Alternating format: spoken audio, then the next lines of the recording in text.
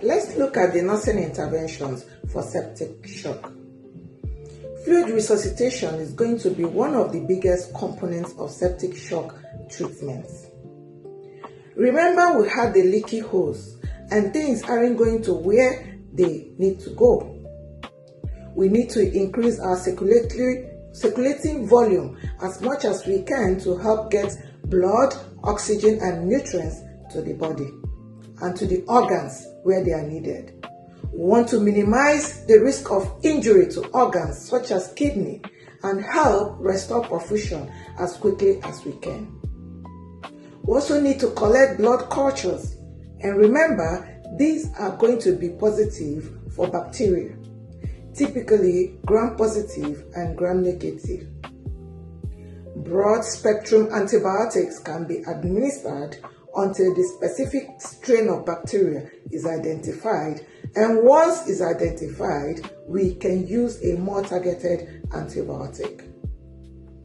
These antibiotics will be given intravenously and at high doses.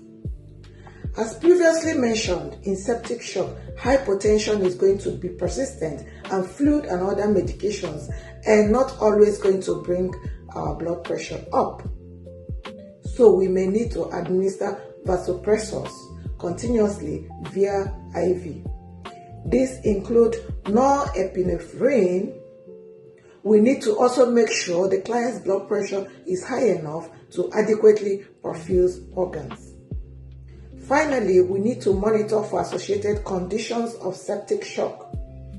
The first being multi-system organ failure, such as MODs. We especially need to monitor the lungs and the kidneys, and we need to monitor for signs and symptoms of DIC. When you combine MODs or DIC with septic shock, mortality rate becomes super high.